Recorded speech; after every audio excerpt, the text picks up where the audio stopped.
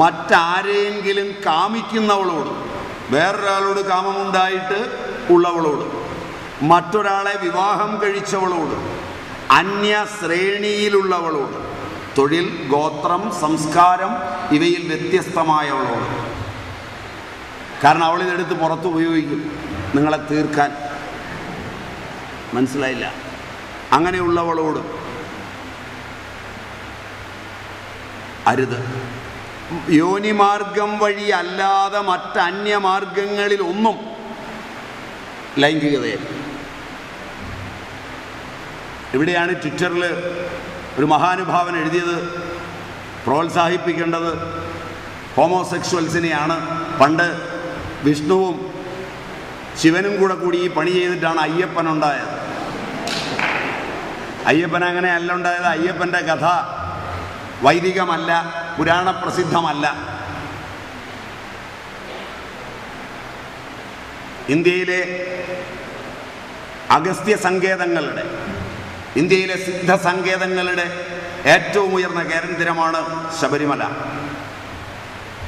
മംഗളാദേവി, ശബരിമല, ചതുരഗിരി, കൊള്ളിപ്പാവ ഇവയൊക്കെ സിദ്ധ സങ്കേതങ്ങളാണ്. നിങ്ങൾ പോയി നിങ്ങളുടെ മ്യൂസിയത്തിൽ നോക്കുക. തിരുവനന്തപുരത്ത് അഗസ്ത്യരാണ് ആ കാലിലിരിക്കുന്നത്. അഗസ്ത്യരും പുലിയെ കൊണ്ടു നടന്ന പുലിപ്പാണിയും തമ്മിലുള്ള സിദ്ധ സംബന്ധത്തിൻ്റെ കഥകൾ ഉറങ്ങുന്ന സ്ഥലമാണ്. അവിടെ ഇരുന്ന വിഗ്രഹവും സിദ്ധ സമ്പ്രദായത്തിൻ്റെയാണ്. ഇന്ത്യയിൽ എവിടെയെല്ലാം സിദ്ധ സമ്പ്രദായത്തിൻ്റെ വിഗ്രഹങ്ങളുണ്ടോ അവിടെയൊക്കെ അർപ്പിക്കുന്ന എല്ലാ പ്രസാദവും ഔഷധമാണ് എല്ലാ രോഗത്തിനും. തീ പിടിക്കുന്നതിന് മുമ്പ് ശബരിമല അയ്യപ്പൻ്റെ വിഗ്രഹത്തിന് മുകളിലൊഴിക്കുന്ന നെയ്യ് വീട്ടിൽ കൊണ്ട് വെച്ചാൽ സകല രോഗവും മാറും. ഇന്ന് മാറുകയല്ല, ഇന്നത് പഞ്ചലോഹമാണ്. മറ്റതങ്ങ് പോയി ഇറ്റലിയിലോ ഇംഗ്ലണ്ടിലോ എവിടെയോ ഉണ്ട്. മനസ്സിലായില്ല? അവിടെ ഒരു വലിയ കടയുണ്ട്, old Indian toys. Old Indian toys നെറ്റിലടിച്ചോ, കട രംഗപ്രവേശം ചെയ്യും. അവിടെയുണ്ട് ഈ സാധനം. ഇപ്പം തന്നെ അടിച്ചോ, വീട്ടിൽ പോയിട്ട് വേണ്ട. അങ്ങനെ കടയുണ്ട്. അവിടെയാണ് ഈ സാധനമൊക്കെ എത്തുക. ചെറുതൊന്നുമല്ല, വളരെ വിപുലമായി. ഈ വിഗ്രഹങ്ങൾ ഉണ്ടാക്കുമ്പോൾ അവർക്ക് പലതും അറിയാം. അണുകങ്ങളെക്കുറിച്ച്, അതിനപ്പുറത്തുള്ളവയെക്കുറിച്ച്. ഇപ്പോഴും അന്വേഷിച്ച പോലീസ് ഓഫീസറോട് പോയി ചോദിക്കുക. നിങ്ങളുടെ ഇവിടെ തൊട്ടടുത്താണ് മൃദംഗ ശൈലേശ്വരം. പോയിട്ടുണ്ടോ? ഇല്ല. ഉണ്ടോ? ഇല്ല. മുഴുക്കുന്ന്, കണ്ണൂർ ജില്ലയാണെന്ന് തോന്നുന്നു. മുഴുക്കുന്ന് അമ്പലം, മൃദംഗ ശൈലേശ്വരം. അവിടെ വിഗ്രഹം അത് എടുത്തുകൊണ്ട് ഒരാൾ കുറേ നടന്നാൽ അയാൾക്ക് മോഹാലസ്യം ഉണ്ടാവും, വീഴും. അങ്ങനെയാണ് ആ വിഗ്രഹം എല്ലാ തവണയും തിരിച്ചു വരുന്നത് മോഷ്ടിച്ചാൽ.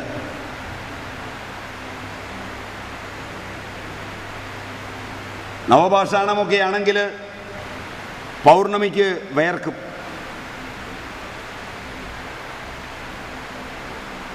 അതുകൊണ്ടാണ് അത് ഔഷധമൂല്യമുള്ളതാകുന്നത്, അതിലെ പ്രസാദം. അങ്ങനെ സിദ്ധ സമ്പ്രദായത്തിൻ്റെ കേന്ദ്രമായിരുന്നു അത്. കഥയൊക്കെ മാറ്റി എഴുതിയത് രാജാക്കന്മാർ തമ്മിലുള്ള യുദ്ധത്തിൻ്റെയും ഒക്കെ പകയും കഥയും ചേർന്നാണ് പുത്തൻ കഥകൾ വരുന്നത്. അവയ്ക്ക് വൈദിക പ്രാമാണ്യമോ അവയ്ക്ക് ശാസ്ത്രമോ ഇല്ല. ആ കഥകളൊക്കെ ജനങ്ങളുടെ ഇടയിൽ കേട്ടുകേൾവികളായി പ്രചരിക്കുമ്പോൾ അവയെ എടുത്തു വെച്ചുകൊണ്ട് ഉന്നതന്മാരായ ആചാര്യന്മാർ തെറ്റായ വഴിയിലൂടെ ജനങ്ങളെ യാത്ര ചെയ്യാൻ പ്രേരിപ്പിക്കുന്നത് അപകടകരം തന്നെയാണ്. ഇവിടെ ചരകൻ വ്യക്തമായ പറഞ്ഞിരിക്കുന്നത്, കുടുംബ ബന്ധങ്ങളും കാര്യമൊക്കെ വേണം, മാന്യമായി വിവാഹം കഴിക്കണം, മാന്യമായിട്ട് ജീവിതം കൊണ്ടുപോകണം. ഇപ്പം യോനിമാർഗം വഴി അല്ലാതെ അന്യമാർഗങ്ങളിലും അരുത്. ദിവ്യവൃക്ഷങ്ങളുടെ ചുവട്ടിലും പൊതുസ്ഥലങ്ങളിലും വഴിക്കവലകളിലും പൂന്തോപ്പിലും ശ്മശാനത്തിലും മാംസം വെട്ടുന്നിടത്തും വെള്ളത്തിലും ഔഷധശാലകളിലും. കേൾക്കത്തില്ല അങ്ങോട്ട്? എൻ്റെ ശബ്ദം കൊണ്ട് തന്നെ കേൾക്കാവുന്ന എനിക്ക്. മാംസം വെട്ടുന്നിടത്തും വെള്ളത്തിലും ഔഷധശാലകളിലും പാഠശാലകളിലും ക്ഷേത്രങ്ങളിലും അരുത്. ഇന്നത്തെ നിലയൊന്ന് ആലോചിച്ച് പോയി. ഇതെഴുതി വെച്ചതെന്നാണ് രോഗം വരാതിരിക്കാൻ. സന്ധ്യയിലും പ്രഭാതത്തിലും അരുത്. നിരപ്പില്ലാത്ത സ്ഥലത്തും വയറ് നിറഞ്ഞിരിക്കുമ്പോഴും മൂത്രശങ്കയുള്ളപ്പോഴും ക്ഷീണിച്ചിരിക്കുമ്പോഴും വ്യായാമം കൊണ്ട് അവശമായിരിക്കുമ്പോഴും ഉപവാസം കഴിഞ്ഞും സ്വകാര്യതയില്ലാത്തിടത്തും അരുത്. ഇതൊക്കെ ആചാരത്തിൽപ്പെട്ടതാണ്. ആചാരം തെറ്റിയാൽ വ്യാപന്ന ഋതുകൃതങ്ങളായിരിക്കുന്ന ദോഷങ്ങൾ ഉണ്ടാവും. പ്രജ്ഞാപരാധം ലോകത്ത് കൂടും. വ്യാപന്ന ഋതുകൃതങ്ങളായിരിക്കുന്ന ദോഷങ്ങൾ വർദ്ധിക്കും. അന്തരീക്ഷം ദുഷിക്കും, ജലം ദുഷിക്കും, പൃഥ്വി ദുഷിക്കും. ഫലമായി മാരക രോഗങ്ങൾ ഉണ്ടാവും. ആ സമയത്ത് ഔഷധങ്ങൾ പറിച്ചെടുത്താൽ പോലും അവയ്ക്ക് ഔഷധ ശക്തിയല്ല, നശീകരണ ശക്തിയാണ് ഉണ്ടാവും. അതുകൊണ്ടാണ് ദിനചര്യ, രാത്രിചര്യ, ഋതുചര്യ ഒക്കെ പറഞ്ഞിരിക്കുന്നത്. ഉത്തരായണ ദക്ഷിണായനങ്ങളനുസരിച്ച് ആഹാരത്തിലെ മാറ്റം വരെ സ്ഥൂലമായി വിസർഗകാലവും ആദാനകാലവും സൂര്യൻ ഭൂമിയിൽ നിന്ന് സകല ജീവജാലങ്ങളുടെയും ശക്തിയെ തന്നിലേക്ക് വലിച്ചെടുക്കുകയും തന്നിലേക്ക് തിരിച്ച് രശ്മികളിലൂടെ വിടുകയും ചെയ്യുന്നു എന്ന സങ്കല്പത്തിൽ, വെറും സങ്കല്പമല്ല, പരീക്ഷിച്ച് നോക്കാം. ഓരോ ജീവിയെ നോക്കി പക്കം മാറിയാൽ സംഗതി മാറും. ഇപ്പോഴും യൂണിവേഴ്സിറ്റി വിദ്യാഭ്യാസം ഇല്ലാത്തതുകൊണ്ടാണ് കല്ലുമേക്കാ പെറുക്കാൻ പോകുന്നവൻ കല്ലുമേക്കാ പെറുക്കിക്കൊണ്ടിരുമ്പോൾ മാംസം ഉണ്ടാകുന്നത്. അല്ലാത്തപ്പോൾ പെറുക്കിയാൽ അതിന് മാംസമില്ല, തോട് മാത്രമേ ഉള്ളൂ.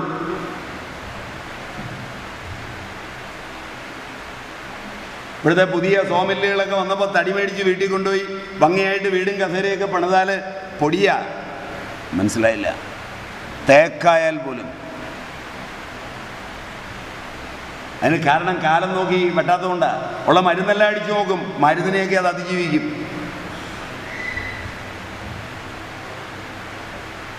ഇതറിയണം, ഇത് പഠിക്കണം.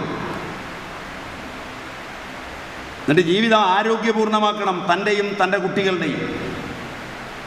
അപ്പം അതിന് ദിനചര്യ, രാവിലെ എഴുന്നേക്കാൻ പഠിക്കണം. ബ്രാഹ്മ മുഹൂർത്തത്തിൽ ആചാരം അതാണ്. ഗൃഹസ്ഥനാണെങ്കിൽ ദർശവും പൗർണമാസവുമാകുന്ന 2 ആഹൂതികളെ ചെയ്യണം. അത് ദേവതകൾക്കുള്ള ആഹാരമാണ്. സന്യാസി നിരഗ്നിയാണ്.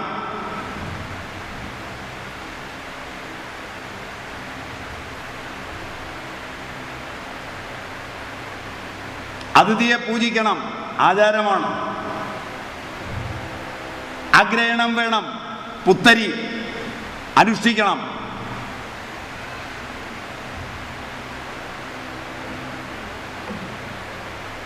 ദർശം, പൗർണമാസം, അഗ്രഹണം, അതിഥി പൂജനം, ഇവയൊക്കെ ചെയ്തില്ലെങ്കിൽ പുരോഹിതനായി മുമ്പേ സഞ്ചരിക്കുന്ന അഗ്നി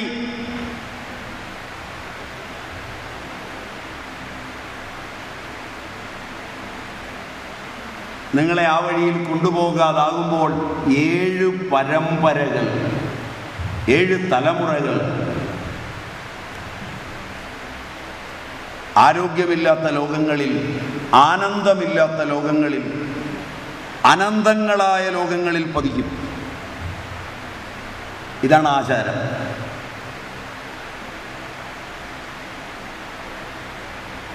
അതിന് വെളുപ്പിനെ എഴുന്നേറ്റ് ശീലിക്കണം. മൂടിപ്പോച്ച് കിടന്ന് ഉറങ്ങിയാൽ പറ്റൂല. ഒന്നാമത്തെ കാര്യം ഉറങ്ങും, കാരണം രണ്ടെൻ്റെ ഉള്ളൂ. ഒന്ന് മാനിയ, 2 ഡിപ്രഷൻ, ബൈപ്പോളർ.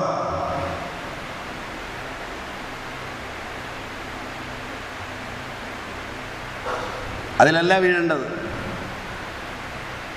പല്ല് തേക്കണം, മലമൂത്രാദികൾ സമയത്ത് വിസർജിച്ച് ശീലിക്കണം. ശരീരവേഗങ്ങളിൽ ഒന്നിനെ പോലും നിയന്ത്രിക്കരുത്.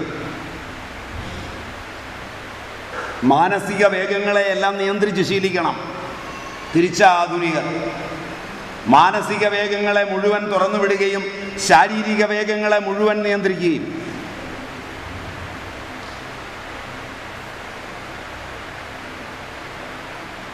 പിള്ളേരെയൊക്കെ നോക്കിയാൽ രാവിലെ ഉടുത്തൊരുക്കി തയ്യും കെട്ടിച്ച് അല്ലേ കാണാം. കോഴിക്കോടൊക്കെ നോക്കിയാൽ കാണാം. എല്ലാ ഹൈന്ദവ ആധ്യാത്മിക സ്ഥാപനങ്ങളുടെയും പേരിൽ നടത്തുന്ന സ്ഥലത്തേക്ക് കുട്ടികളെ കണ്ഠകൗപീനവും കെട്ടിച്ച് നേരെ വിടുകയാണ്. ഒറ്റ എണ്ണം കക്കൂസി പോയിട്ടില്ല. അന്തരീക്ഷം മുഴുവൻ മലിനമാകും, മാരക രോഗങ്ങളാവും. പക്ഷെ നല്ല വരുമാനമാണ്. ഇതിന് പകരം കുട്ടികളെ ശുചിത്വം പഠിപ്പിക്കണം.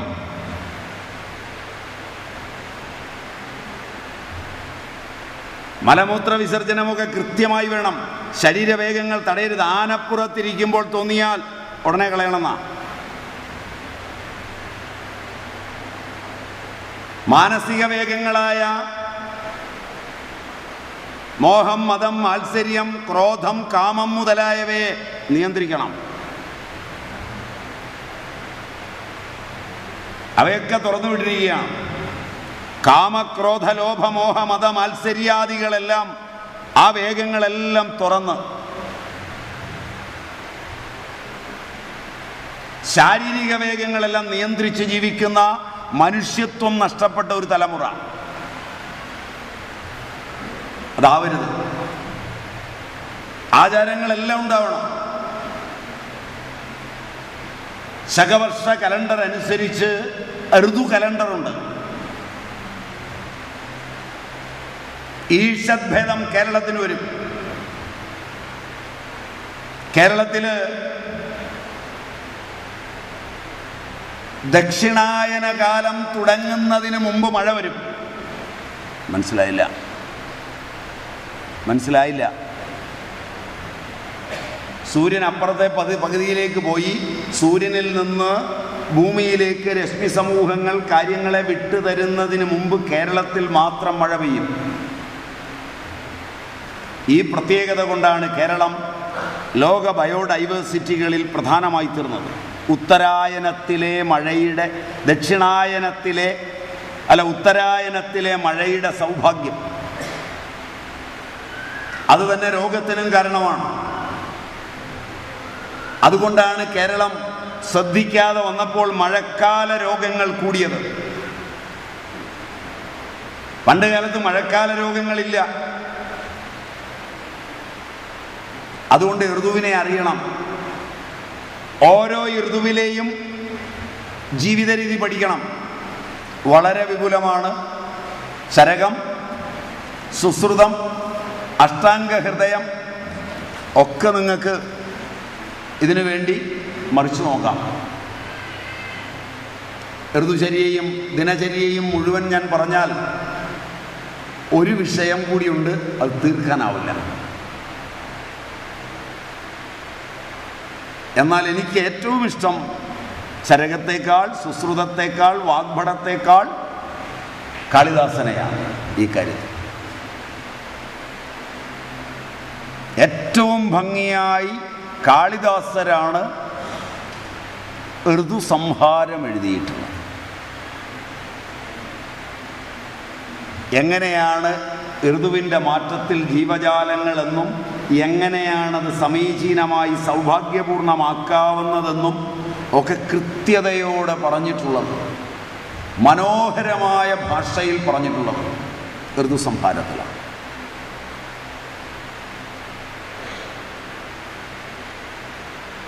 എടുത്തൊരു പ്രാവശ്യം വായിച്ചാൽ നമ്മുടെ സാഹിത്യം പോലും, സാഹിത്യകാരന്മാർ ശാസ്ത്രത്തെ വികലമാക്കാൻ ജനിച്ചവരാണ് ആധുനികർ. മനസ്സിലായില്ല? കാരണം ശാസ്ത്രം പഠിക്കുന്ന കാലത്ത് അത് പഠിക്കാൻ കൊള്ളുകയില്ലാത്തവനും അതിനുള്ള മണ്ടയില്ലാത്തവനുമാണ് ആധുനിക കാലത്ത് സാഹിത്യകാരനായി വരുന്നത്. ഇന്ത്യൻ പൗരാണികതയിൽ ശാസ്ത്രമാണ് കവിതയായി വന്നിട്ടുള്ളത്. അതാണ് കാലാതീതമായി നിന്നിട്ടുള്ളത്. ശ്രീശങ്കരൻ്റെയും മറ്റും കവിത എടുത്തു നോക്കുക, വ്യാസ വാൽമീകാദ്യന്മാരുടെ കവിതകൾ എടുത്തു നോക്കുക. ശാസ്ത്രം പഠിക്കാൻ കൊള്ളുകില്ലെങ്കിൽ, ഗണിതശാസ്ത്രം മനസ്സിലാവില്ലെങ്കിൽ, ഊർജതന്ത്രം മനസ്സിലാവില്ലെങ്കിൽ, എന്നാൽ ഇനി ജീവിക്കാൻ തൂലിക എടുത്തു കളയാമെന്ന നിലയിലാണ് ഇന്ത്യൻ കലയും സാഹിത്യവും ആധുനിക കാലത്ത് രൂപപ്പെട്ടിട്ടുള്ളതെല്ലാം. അതുകൊണ്ട് അവരുടെ ജന്മവെറുപ്പ് ശാസ്ത്രത്തോട് പ്രകടിപ്പിച്ചുകൊണ്ടാണ് അവർ കവിത എഴുതിയിട്ടുള്ളത്. അതുകൊണ്ട് ശാസ്ത്രകാരന്മാരെയും ശാസ്ത്രത്തെയും മതത്തിൻ്റെ അനുഷ്ഠാനങ്ങളെയും ആചാരങ്ങളെയും വിമർശിച്ചാണ് അവർ വളർന്നത്. ശാസ്ത്രകാരനേക്കാൾ കലാകാരനും സാഹിത്യകാരനും ജനഹൃദയങ്ങളുടെ നൈസർഗിക ഭാവങ്ങളിലേക്ക് കടന്നു ചെല്ലുമെന്നുള്ളത് കൊണ്ടാണ് ശാസ്ത്രനിഷേധികളായി ഇന്ത്യൻ ജനത ഇത്രയും വളർന്നത്.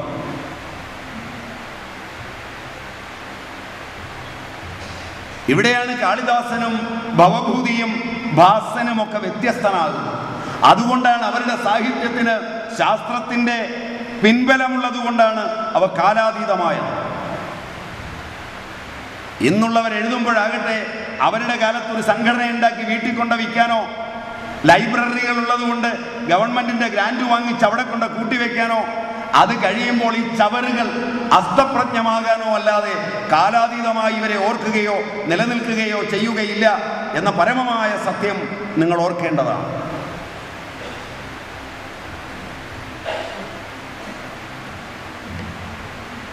ഋതുസംഹാരം നിങ്ങൾ എടുത്ത് പഠിക്കുമ്പോൾ എത്ര മനോഹരമായാണ് ആ കവിതയിലൂടെ കാളിദാസന് മാനവഹൃദയത്തെയും വസന്താദി ഋതുക്കളെയും വർണ്ണിക്കുകയും ആ കാലത്ത് ആരോഗ്യം നിലനിർത്തുന്നതിന് വേണ്ടിയുള്ള അനുഷ്ഠാനങ്ങളിലൂടെ ആചാരങ്ങളിലൂടെ കടന്നു പോവുകയും ചെയ്യുന്നു.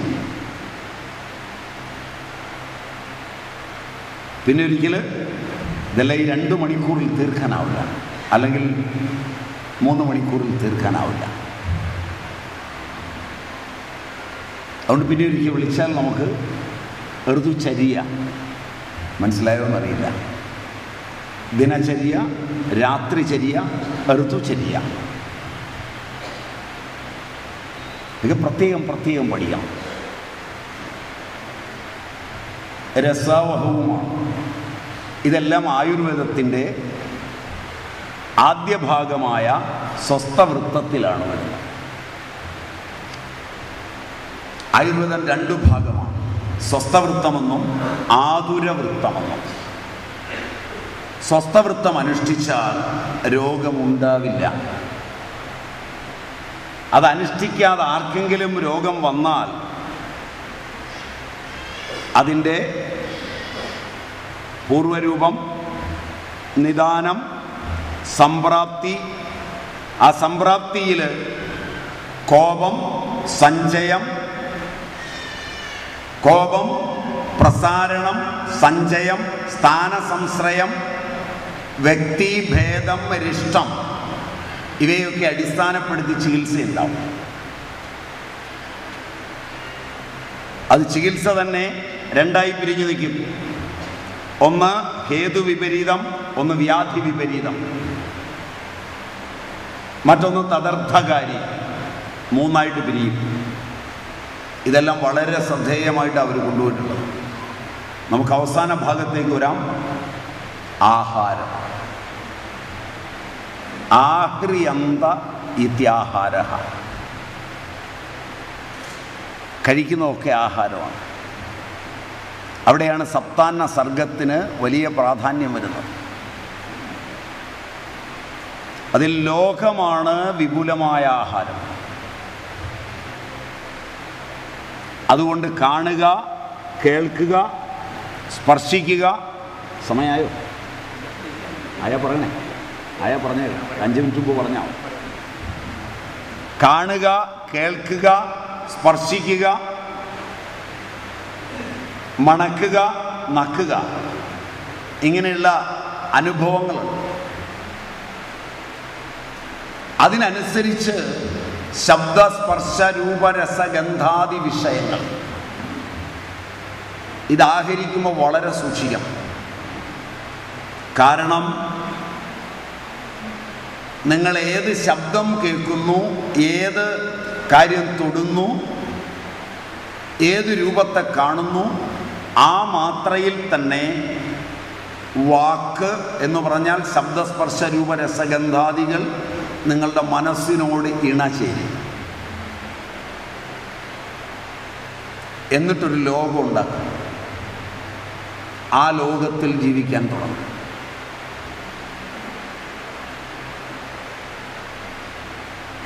ആ ലോകം നല്ലതാണെങ്കിൽ ആരോഗ്യമുണ്ടാവും, ആ ലോകം മോശമാണെങ്കിൽ രോഗമുണ്ടാവും. നമ്മുടെ മനസ്സിന് അനേകം ജന്മങ്ങളിൽ കേട്ടതിൻ്റെ സ്മരണയുണ്ട്. വൃദ്ധശ്രവൻ എന്നാണ് മനസ്സിനെ വിളിക്കുന്നത്. ഇതന്ത്രമായ ഇന്ദ്രനാണ് മനസ്സ്. ആ മനസ്സ് കേൾക്കുന്നതും കാണുന്നതും എല്ലാം അങ്ങ് സ്വീകരിക്കും. അതിൽ നിന്ന് സെലക്റ്റീവായി ചിലത് സ്വീകരിക്കും.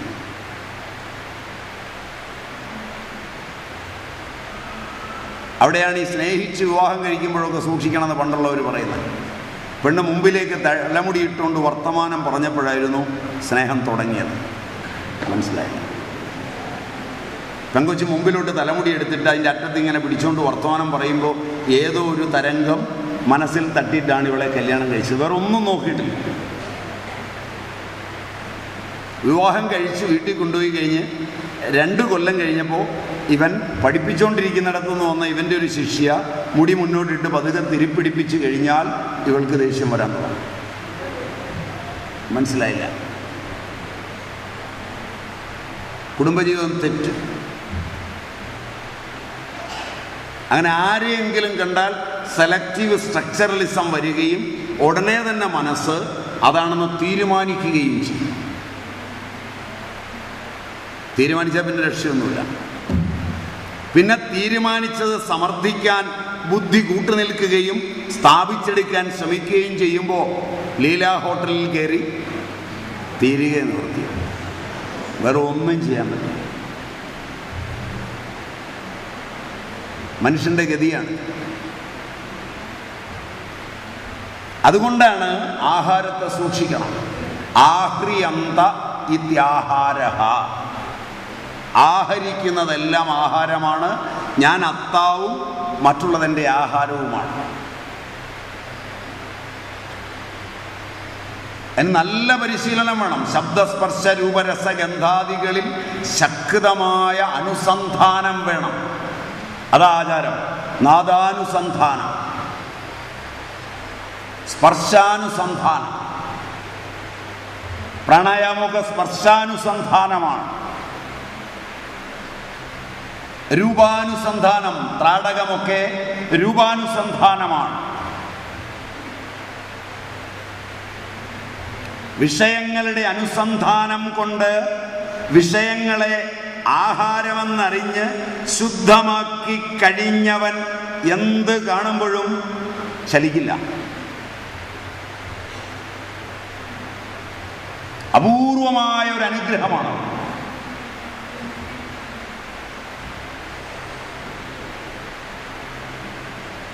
ഒന്നാം ഭാഗം ആഹാരം. ഇത് വളരെ വിപുലം. ഇതിൽ ഓരോന്നും എടുത്ത് പ്രത്യേകം പഠിക്കണം. ഓരോന്നിൽ നിന്നും മോചനം നേടാനുള്ളത് പഠിക്കണം. ഞാൻ സൂചിപ്പിച്ചു പോയിട്ടുണ്ട്, അത്രയും മതി. അത് ആ ആഹാരം കഴിക്കുന്ന മനസ്സിനെയും സൃഷ്ടിക്കുന്ന ആഹാരമാണ് സംഘാടകർ ഉദ്ദേശിച്ച ആഹാരം. Am I right? സംഘാടകർ ഉദ്ദേശിച്ചത് നിങ്ങൾ തിന്നുന്നതും കുടിക്കുന്നതുമാണ്. അത് സ്ഥൂലമാണ്, അതും പ്രധാനമാണ്. അവിടെയാണ് നിങ്ങളൊരു പരസ്യം കണ്ടിട്ട് അത് ആഹരിച്ച് കഴിഞ്ഞിട്ട് അതല്ലാത്ത ഒരു ദ്രവ്യം കഴിക്കുമ്പോൾ ആ ദ്രവ്യവും നിങ്ങൾക്ക് കുഴപ്പമുണ്ടാകും.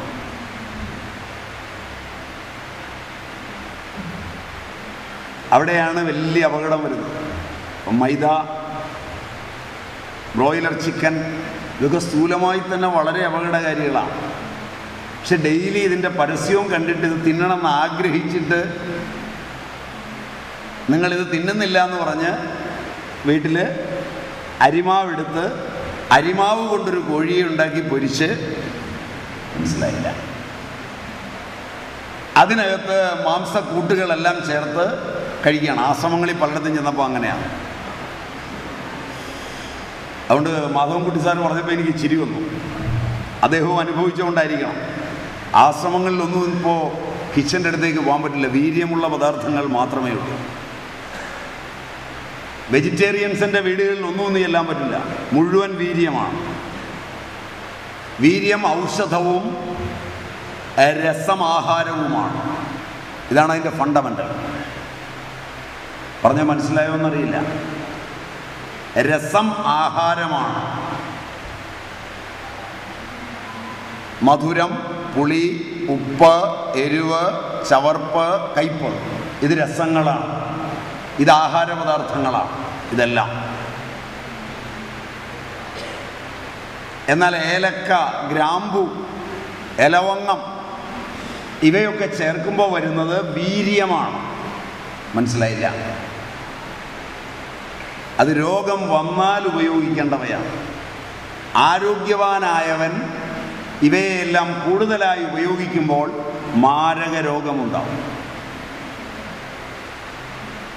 അതാണ് ഇന്ന് രോഗം വർദ്ധിക്കുന്നതിൻ്റെ ഒരു കാരണം. ഞങ്ങൾ വെജിറ്റേറിയൻസാണ്, എന്നിട്ടും വന്നില്ലേ? കാരണം ഇതാ, എന്താ ചേർത്തേ?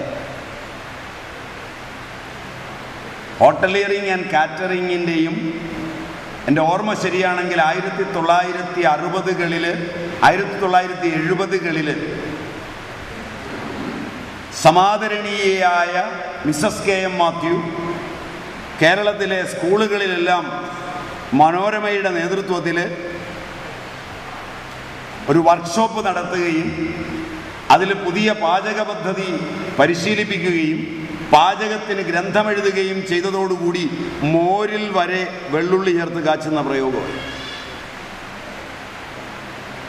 Am I right? Am I right? അധ്യാപകരാണ് ആദ്യം ഈ വഴിയിൽ താളം തെറ്റിയത്.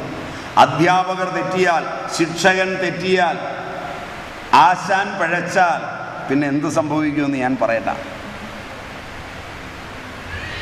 അത് കഴിഞ്ഞാണ് ആ വർക്ക്ഷോപ്പിൻ്റെയും ക്യാമ്പിൻ്റെയും അടിസ്ഥാനത്തിലാണ് കേരള യൂണിവേഴ്സിറ്റി സുപ്രസിദ്ധമായ, പഠിക്കാൻ അത്ര കൊള്ളാത്ത സമ്പന്ന സവർണ വർഗങ്ങളിലെ പെൺകുട്ടികൾക്ക് വേണ്ടി ഹോം സയൻസ് എന്നൊരു ഡിഗ്രി തന്നെ ഉണ്ടാക്കിയത്.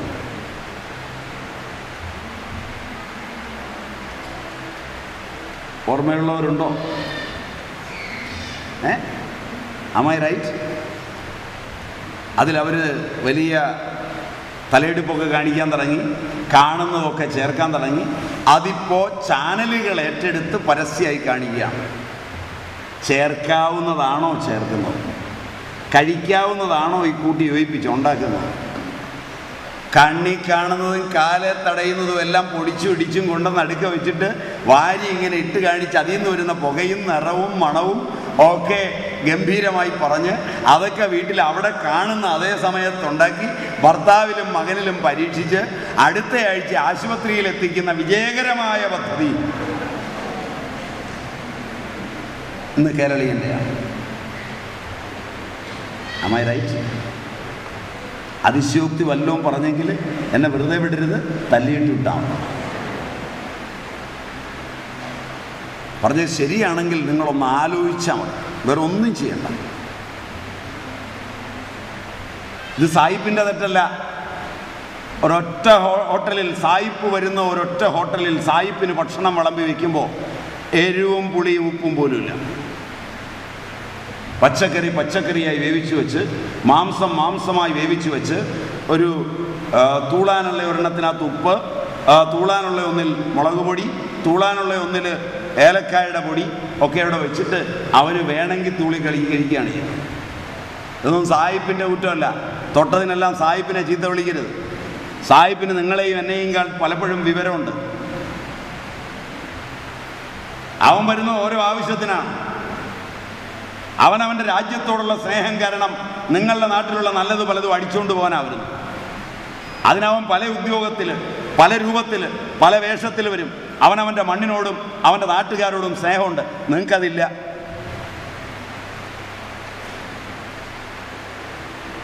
അതുകൊണ്ട് സായിപ്പൊന്നുമല്ല ഈ കുഴപ്പമുണ്ടാക്കിയത്. നമ്മളുണ്ടാക്കിയതും നമ്മൾ അർഹിക്കുന്നതുമാണ്. കുറേ കൊല്ലമായി കിടന്ന് നമ്മൾ സായിപ്പിനെ തെറി പറഞ്ഞുകൊണ്ടിരിക്കുന്നത്. നമ്മൾ ചാടിക്കയറിയ വൃത്തികേടിനെല്ലാം സായിപ്പാണോ ഉത്തരവാദി? നമ്മൾ തന്നെയാണ്.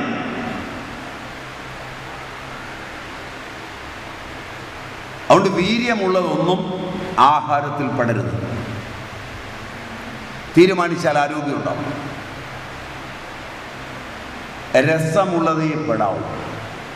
രസമുള്ളതോ ഏകരസമായി കഴിക്കരുത്. മനസ്സിലായില്ല? കുറേ പേരുടെ പരീക്ഷണമോ സിദ്ധി കിട്ടാൻ. മുളക് തന്നെ തിന്നുന്ന മുളക് സിദ്ധൻ.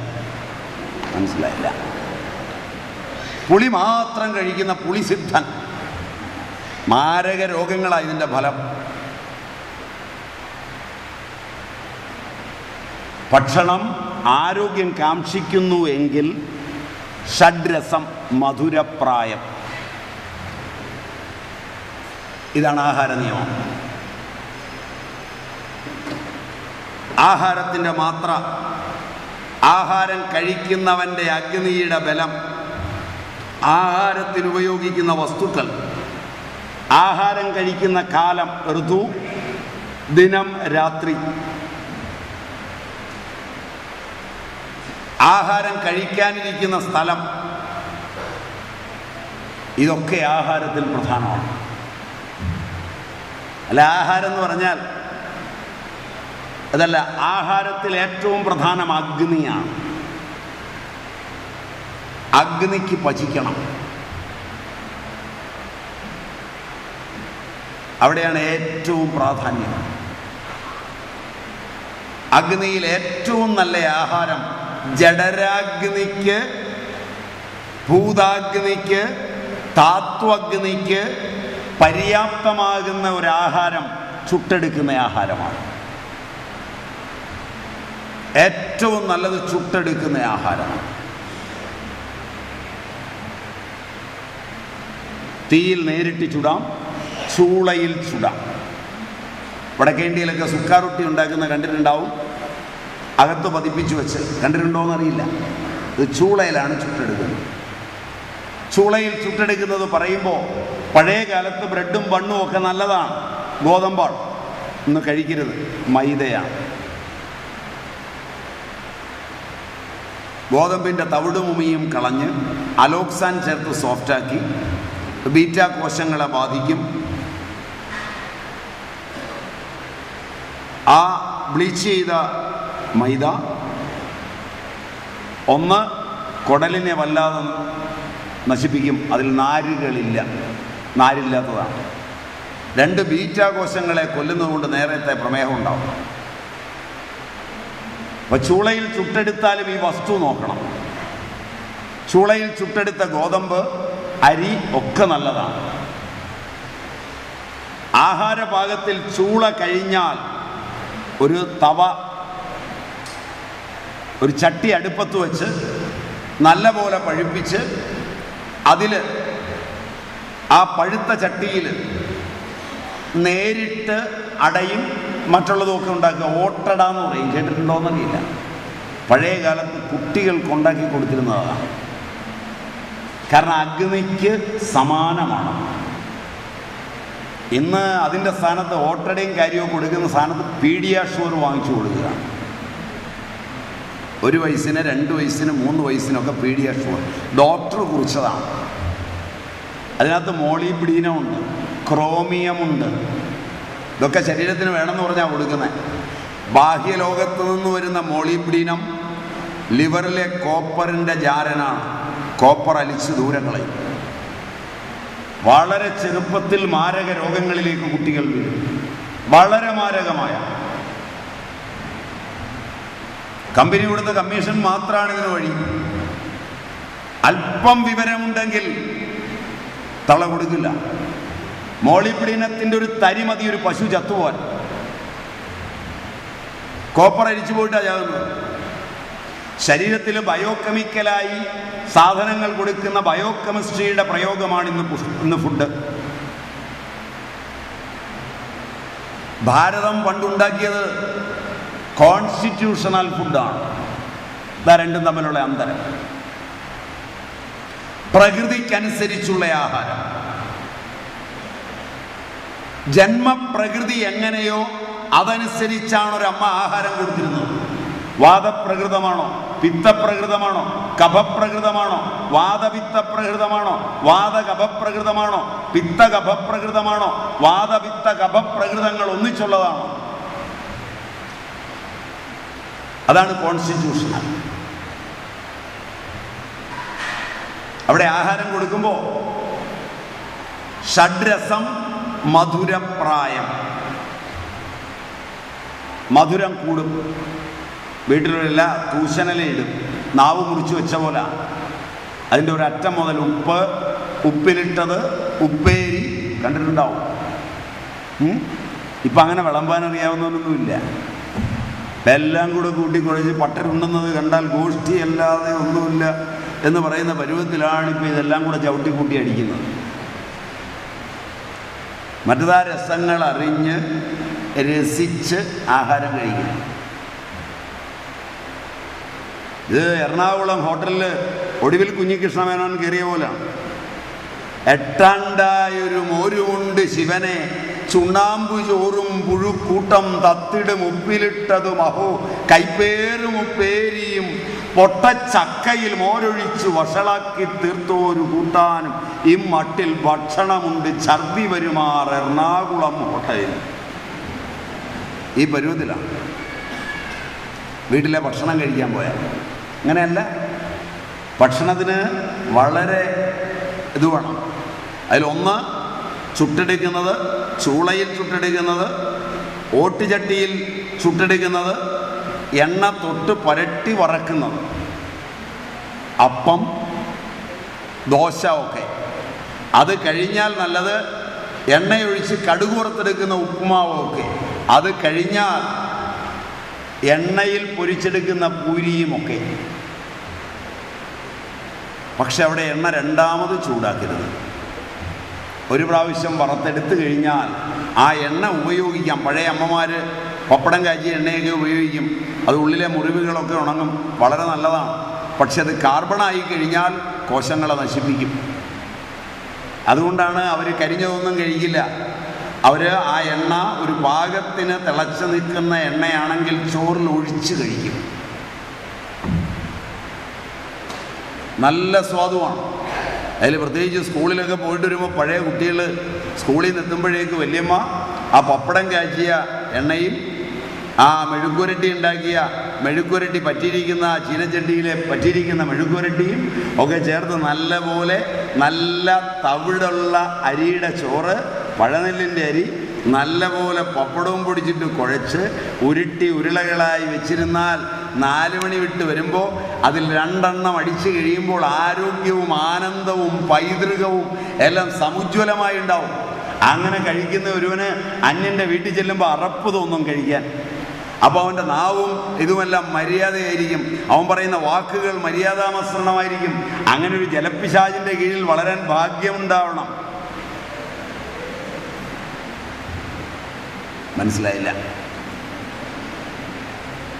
മനസ്സിലായില്ല. ഇതൊക്കെ ഒരു അപൂർവ ഭാഗ്യമാണ്. അടുത്ത ജന്മത്തിൽ നോക്കാം. ഈ ജന്മം ഇങ്ങനെയായി അല്ലേ? സരസ്വതീയാമം കഴിഞ്ഞു, സഹസ്രദളങ്ങൾ വിടർന്നു, വെൺകൊറ്റക്കുട ചൂടും മലയുടെ മടിയിൽ വെളിച്ചം ചിറകടിച്ചു. ഇനി ഒന്നേ വഴിയുള്ളൂ, ഇനിയും ഒരംഗത്തിന് ബാല്യമുണ്ടോ എന്ന് അന്വേഷിക്കാം. സോ പാചകം ചെയ്യുമ്പോൾ ഇത് ശ്രദ്ധിക്കണം. പാചകത്തിൽ വറുത്തെടുക്കുന്നത് വരെ കഴിഞ്ഞിട്ടാണ് വെള്ളത്തിൽ വേവിക്കുന്നത്. ചോറ്, വെള്ളത്തിലെ കൊഴുക്കട്ട ഒക്കെ അതും കഴിഞ്ഞാണ് ആവിയിൽ വേവിക്കുന്നത്. ആവിയിൽ വേവിക്കുന്നത് അഗ്നിക്ക് സുഖം തരില്ല. ആവിയിൽ വേവിക്കുന്നത് വേഗം ദഹിക്കില്ല. തിരിച്ചാ പഠിച്ചിരിക്കുന്നത്. തിരിച്ചാണ് പഠിച്ചിരിക്കുന്നത്. നിങ്ങളിലിരിക്കുന്ന ആളുകൾ ചിന്തിച്ചോളുക, പുട്ടൊരു കഷ്ണം തിന്നു നോക്കുക.